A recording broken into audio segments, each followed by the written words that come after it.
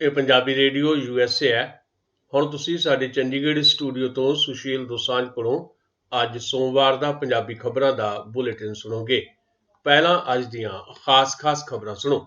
ਪੰਜਾਬ ਵਿਧਾਨ ਸਭਾ ਦੇ ਵਿਸ਼ੇਸ਼ ਇਜਲਾਸ ਦੇ ਪਹਿਲੇ ਦਿਨ ਭਾਰੀ ਹੰਗਾਮਾ। ਪੇਸ਼ ਕੀਤੇ ਜਾਣ ਵਾਲੇ ਖੇਤੀ ਬਿੱਲਾਂ ਦੀ ਕਾਪੀ ਨਾ ਦੇਣ ਤੇ ਸ਼੍ਰੋਮਣੀ ਅਕਾਲੀ ਦਲ ਤੇ ਆਮ ਆਦਮੀ ਪਾਰਟੀ ਨੇ ਧਰਨੇ ਲਾਏ। ਨਵਜੋਤ ਸਿੰਘ ਸਿੱਧੂ ਵੀ ਪਹੁੰਚੇ ਵਿਧਾਨ ਸਭਾ, ਪਰ ਕੈਪਟਨ ਅਮਰਿੰਦਰ ਨੂੰ ਨਹੀਂ ਕੀਤੀ ਦੁਆ ਸਲਾਮ। ਪੰਜਾਬ ਭਰ ਵਿੱਚ ਕਿਸਾਨ ਜਥੇਬੰਦੀਆਂ ਵੱਲੋਂ ਧਰਨੇ, ਮੁਜ਼ਾਹਰੇ ਅਤੇ ਟੋਲ ਪਲਾਜ਼ਿਆਂ ਤੇ ਸ਼ਾਪਿੰਗ ਮਾਲਾਂ ਦੇ ਘਿਰਾਓ ਜਾਰੀ। 30 ਕਿਸਾਨ ਜਥੇਬੰਦੀਆਂ 21 ਅਕਤੂਬਰ ਨੂੰ ਕਰਨਗੀਆਂ ਚੰਡੀਗੜ੍ਹ ਵਿੱਚ ਸਾਂਝੀ ਮੀਟਿੰਗ। ਪੰਜਾਬ ਵਿੱਚ ਕਰੋਨਾ ਵਾਇਰਸ ਨਾਲ 13 ਹੋਰ ਮੌਤਾਂ। ਭਾਰਤ ਵਿੱਚ ਕਰੋਨਾ ਦੇ ਕੇਸ ਘਟਣੇ ਲਗਾਤਾਰ ਜਾਰੀ। ਭਾਰਤੀ ਫੌਜ ਨੇ ਲੱਦਾਖ ਵਿੱਚ ਭਟਕ ਕੇ ਆ ਵੜੇ ਚੀਨੀ ਫੌਜੀ ਨੂੰ ਫੜਿਆ। ਪਾਕਿਸਤਾਨ ਵਿੱਚ ਵਿਰੋਧੀ ਧਿਰ ਉੱਪਰ ਸਰਕਾਰ ਹੋਈ ਸਖਤ। ਪੁਲਿਸ ਨੇ ਮਰੀਮ ਨਵਾਜ਼ ਦੇ ਪਤੀ ਨੂੰ ਦਰਵਾਜ਼ਾ ਤੋੜ ਕੇ ਹੋਟਲ ਤੋਂ ਚੁੱਕਿਆ। ਪਾਕਿਸਤਾਨ ਵੱਲੋਂ ਸ੍ਰੀ ਗੁਰੂ ਨਾਨਕ ਦੇਵ ਜੀ ਦੇ ਜਨਮ ਉਤਸਵ ਵਿੱਚ ਭਾਰਤੀ ਸਿੱਖਾਂ ਨੂੰ ਸ਼ਾਮਲ ਹੋਣ ਦਾ ਸੱਦਾ ਅਤੇ ਫਿਲਮ ਅਦਾਕਾਰ ਸੰਜੇ ਦੱਤ ਨੇ ਕੈਂਸਰ ਨੂੰ ਹਰਾਇਆ। ਹੁਣ ਖਬਰਾਂ ਦੀ ਤਫਸੀਲ ਸੁਣੋ। ਪੰਜਾਬ ਵਿਧਾਨ ਸਭਾ ਦਾ ਖੇਤੀ ਕਾਨੂੰਨਾਂ ਨੂੰ ਲੈ ਕੇ ਬੁਲਾਇਆ ਗਿਆ 2 ਰੋਜ਼ਾ ਸੈਸ਼ਨ ਪਹਿਲੇ ਦਿਨ ਹੰਗਾਮੇ ਤੋਂ ਬਾਅਦ ਮੁਲਤਵੀ ਕਰ ਦਿੱਤਾ ਗਿਆ।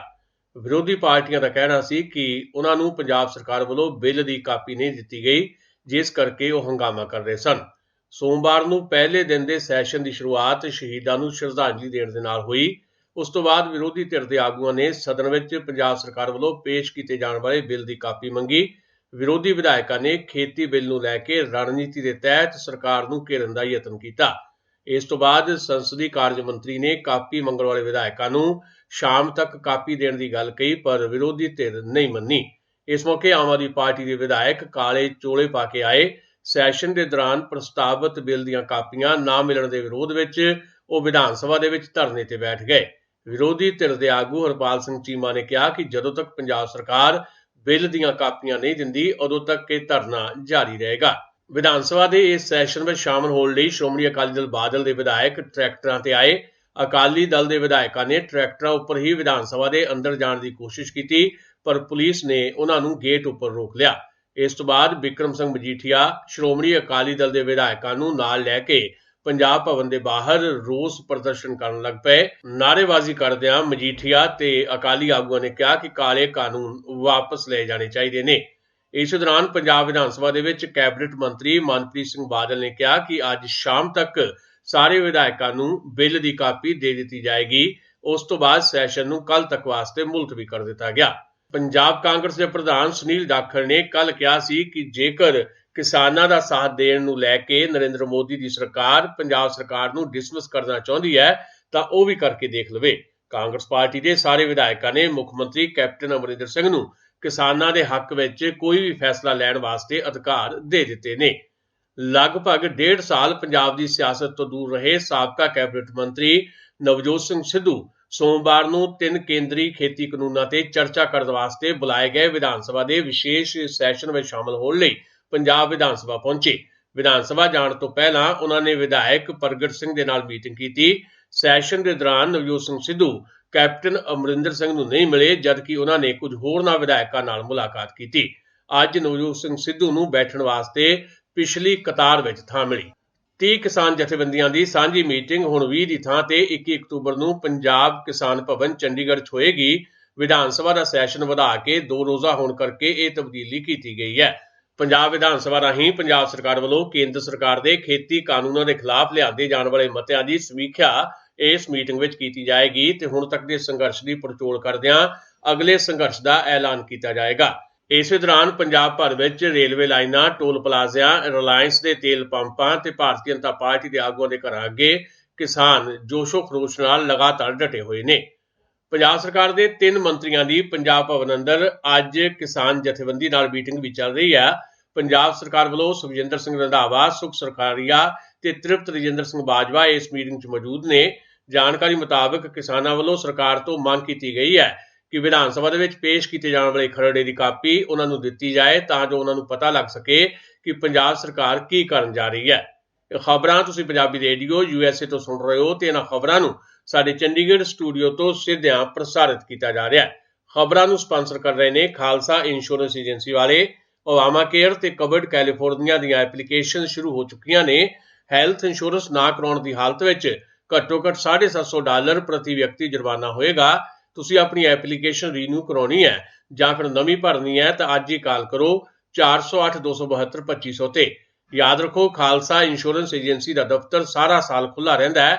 इन्हां दा टेलीफोन नंबर एक बार फिर नोट करो 4082722500। चलो फिर चलते हैं कुछ होर खबरां वल। पंजाब विच कोरोना वायरस के मरीजों की गिनती लगातार घट रही है, नाल दी नाल मौतां दा अंकड़ा भी घट हो रहा है। पिछले 24 घंटिਆਂ 'ਚ पंजाब विच 13 होर मौतां होईयां ने, जिहदे विचों मोहाली 'ਚ 3, पटियाला, रोपड़ ते जलंधर विच 2-2, गुरदासपुर, हुशियारपुर, लुधियाना ते पठानकोट विच एक जान गई है। हुण तक पंजाब भर दे विच 23,21,084 नमूने लए जा चुके ने, जिहदे विचों 1,27,630 कोरोना पॉजिटिव पाए गए सन। इन्हां विचों 1,17,833 मरीज ठीक हो गए ने, जबकि हुण इलाज अधीन मरीजों की गिनती 5,735 रह गई है। इस वेले 145 मरीज ऑक्सीजन ते ने ते 23 मरीजों को गंभीर हालत होने करके वेंटीलेटर से रखा गया। कुल मिला के पंजाब च हुण तक कोरोना वायरस नाल 4,012 जानां जा चुकियां ने। भारत विच कोरोना के केस लगातार घट हो रहे ने। इस दौरान केंद्रीय सेहत मंत्री डॉक्टर हर्षवर्धन ने दावा किया है कि भारत विच कोविड-19 के मामलों च अगले 3-4 महीनों तक लगातार कमी आउंदी चली जाएगी। फरवरी तक इलाज अधीन केस 40,000 रह जाएंगे। ऐतवार देर रात तक 56,520 नवे केस आए, जबकि उसके मुकाबले 66,418 मरीज ठीक हो गए। पिछले 24 घंटिਆਂ 'ਚ भारत ਵਿੱਚ कोरोना वायरस करके 581 लोगों की मौत हुई है। सारी दुनिया की गल करिए तो कोरोना के कुल मरीजों का अंकड़ा 4 करोड़ तो ज़्यादा हो गया है। ਇਹਦੇ ਵਿੱਚੋਂ ਹੁਣ तक 3,1,55,701 मरीज रिकवर भी हो चुके हैं, जबकि कोरोना वायरस नाल हुण तक दुनिया भर में 11,19,000 तो ज़्यादा लोगों की मौत हो चुकी है। कई महीनों तो बाद सोमवार को पंजाब में 9वीं तो लैके 12वीं जमात तक लिए स्कूल खोले गए। स्कूलों में सरीरक दूरी का पालन किया गया, विद्यार्थियों को दूर दूर बिठाया गया। स्कूल में दाखिले तो पहला विद्यार्थियों के हाथ सैनिटाइज किए गए ते थर्मल स्कैनिंग तो बाद ही उन्होंने स्कूल में दाखिल होने दिता गया। बठिंडा, पटियाला, गुरदासपुर, जलंधर, फिरोजपुर सने लगभग सारे जिलों च विद्यार्थी स्कूलों च आए, पर उन्हों की गिनती बहुत घट रही। चीन की पीपल्स लिबरेशन आर्मी के एक फौजी को पूर्वी लद्दाख के डेमचौक सैक्टर में सोमवार को भारतीय फौज ने उदों गिरफ्तार कर लिया जदों LAC ते भटक के भारतीय इलाके में आ गया। भारतीय फौज ने दस्सिया कि चीनी फौजी की पछाण कारपोरल वांग या लांग वजों की गई है। उसनूं ऑक्सीजन, खाना ते गर्म कपड़ियां सने लोड़ींदियां सेहत सहूलतां मुहैया करवाईयां गईयां ने। पाकिस्तान विच विरोधी धिर के प्रति सरकार का वतीरा सख्त हो गया है। साबका वजीर आजम नवाज शरीफ की बेटी मरियम नवाज के पति को गिरफ्तार कर लिया गया है। मरियम नवाज ने अज ट्वीट किया है कि असीं कराची होटल के जिस कमरे च रुके सी, पुलिस ने उसका दरवाजा तोड़ दिता ते उन्होंने पति कैप्टन सफदर अवान को गिरफ्तार कर लिया गया। जिक्रयोग है कि मरियम नवाज सरकार में फौज के दखल के खिलाफ लगातार बोल रहे ने। वो ऐतवार को कराची में 11 पार्टियां के गठजोड़ पब्लिक डेमोक्रेटिक मूवमेंट की रैली में शामिल हुए सन ते अपने भाषण च उन्होंने सरकार की तिखी नुकताचीनी की सी। पिछले दिनों सरकार के खिलाफ हुए मुजाहरे च शामिल होने वाले कई सियासी आगुओं ते कानूनी कार्रवाई की गई है। पाकिस्तान ने भारतीय सिखां नूं श्री गुरु नानक देव जी के 555वें जन्म उत्सव समागम में शामिल होने लई सੱਦਾ दिता है। गुरु नानक गुरपुरब वजों जाने जाते 3 रोज़ा समागम 27 नवंबर को ननकाना साहब विखे शुरू होणगे। एक रिपोर्ट मुताबिक भारतीय श्रद्धालुओं को कोविड-19 की नैगेटिव रिपोर्ट पेश करन ते पाकिस्तान च दाखिल होने लई 5 दिनों का वीज़ा दिता जाएगा। यह वीज़ा 2 दिसंबर को खत्म हो जाएगा। वक्फ बोर्ड और पाकिस्तानी सिख गुरुद्वारा प्रबंधक कमेटी ने भी श्रोमणी गुरुद्वारा प्रबंधक कमेटी अमृतसर सने वक्फ सिख सोसायटियां नूं इस समागम में शामिल होने लई सੱਦੇ भेजे ने। फिल्म अदाकार संजय दत्त का कैंसर ठीक हो गया। पिछले दिनी संजय दत्त ने एक वीडियो च पहली बार अपनी बीमारी वाले गल की सी ते कहा सी कि मैं कैंसर नूं हरा देंगा। संजय दत्त 8 अगस्त को साह लैण में तकलीफ होने तो बाद लीलावती हस्पताल में दाखिल हुए सन।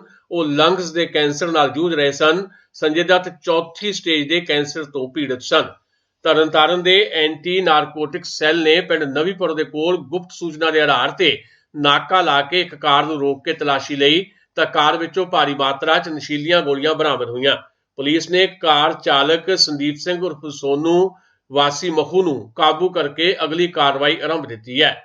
ਖਾਸ ਖਬਰਾਂ ਇੱਕ ਵਾਰੀ ਫੇਰ ਸੁਣੋ। ਪੰਜਾਬ ਵਿਧਾਨ ਸਭਾ ਦੇ ਵਿਸ਼ੇਸ਼ ਇਜਲਾਸ ਦੇ ਪਹਿਲੇ ਦਿਨ ਭਾਰੀ ਹੰਗਾਮਾ। ਪੇਸ਼ ਕੀਤੇ ਜਾਣ ਵਾਲੇ ਖੇਤੀ ਬਿੱਲਾਂ ਦੀ ਕਾਪੀ ਨਾ ਦੇਣ ਤੇ ਸ਼੍ਰੋਮਣੀ ਅਕਾਲੀ ਦਲ ਤੇ ਆਮ ਆਦਮੀ ਪਾਰਟੀ ਨੇ ਲਾਏ ਧਰਨੇ। ਨਵਜੋਤ ਸਿੰਘ ਸਿੱਧੂ ਵੀ ਪਹੁੰਚੇ ਵਿਧਾਨ ਸਭਾ, ਪਰ ਕੈਪਟਨ ਅਮਰਿੰਦਰ ਨੂੰ ਨਹੀਂ ਕੀਤੀ ਦੁਆ ਸਲਾਮ। ਪੰਜਾਬ ਭਰ ਵਿੱਚ ਕਿਸਾਨ ਜਥੇਬੰਦੀਆਂ ਵੱਲੋਂ ਧਰਨੇ, ਮੁਜ਼ਾਹਰੇ ਅਤੇ ਟੋਲ ਪਲਾਜ਼ਿਆਂ ਤੇ ਸ਼ਾਪਿੰਗ ਮਾਲਾਂ ਦੇ ਘਿਰਾਓ ਜਾਰੀ। 30 ਕਿਸਾਨ ਜਥੇਬੰਦੀਆਂ 21 ਅਕਤੂਬਰ ਨੂੰ ਕਰਨਗੀਆਂ ਚੰਡੀਗੜ੍ਹ 'ਚ ਸਾਂਝੀ ਮੀਟਿੰਗ। ਪੰਜਾਬ ਵਿੱਚ ਕੋਰੋਨਾ ਵਾਇਰਸ ਨਾਲ 13 ਹੋਰ ਜਾਨਾਂ ਗਈਆਂ। ਭਾਰਤ ਵਿੱਚ ਕੋਰੋਨਾ ਦੇ ਕੇਸ ਘਟਣੇ ਲਗਾਤਾਰ ਜਾਰੀ। ਭਾਰਤੀ ਫੌਜ ਨੇ ਲਦਾਖ 'ਚ ਭਟਕ ਕੇ ਆ ਵੜੇ ਇੱਕ ਚੀਨੀ ਫੌਜੀ ਨੂੰ ਫੜਿਆ। ਪਾਕਿਸਤਾਨ 'ਚ ਵਿਰੋਧੀ ਧਿਰ ਤੇ ਸਰਕਾਰ ਹੋਈ ਸਖਤ। ਪੁਲਿਸ ਨੇ ਮਰੀਮ ਨਵਾਜ਼ ਦੇ ਪਤੀ ਨੂੰ ਦਰਵਾਜ਼ਾ ਤੋੜ ਕੇ ਹੋਟਲ 'ਚ ਚੁੱਕਿਆ। ਪਾਕਿਸਤਾਨ ਵੱਲੋਂ ਸ਼੍ਰੀ ਗੁਰੂ ਨਾਨਕ ਦੇਵ ਜੀ ਦੇ ਜਨਮ ਉਤਸਵ ਵਿੱਚ ਭਾਰਤੀ ਸਿੱਖਾਂ ਨੂੰ ਸ਼ਾਮਲ ਹੋਣ ਦਾ ਸੱਦਾ ਅਤੇ ਫਿਲਮ ਅਦਾਕਾਰ ਸੰਜੇ ਦੱਤ ਨੇ ਕੈਂਸਰ ਨੂੰ ਹਰਾਇਆ। ਇਹ ਸਨ ਸਾਡੀਆਂ ਅੱਜ ਦੀਆਂ ਖਬਰਾਂ। ਤਾਜ਼ਾ ਖਬਰਾਂ ਲਈ ਕੱਲ ਇਸੇ ਵਕਤ ਆਪਣੀ ਫਿਰ ਮੁਲਾਕਾਤ ਹੋਏਗੀ। ਹੁਣ ਦਿਓ ਸੁਸ਼ੀਲ ਦੋਸਾਂਝ ਨੂੰ ਆਗਿਆ। ਪੰਜਾਬੀ ਰੇਡੀਓ USA ਦੇ ਸਰੋਤਿਆਂ ਲਈ ਬਹੁਤ ਸ਼ੁਭ ਇੱਛਾਵਾਂ।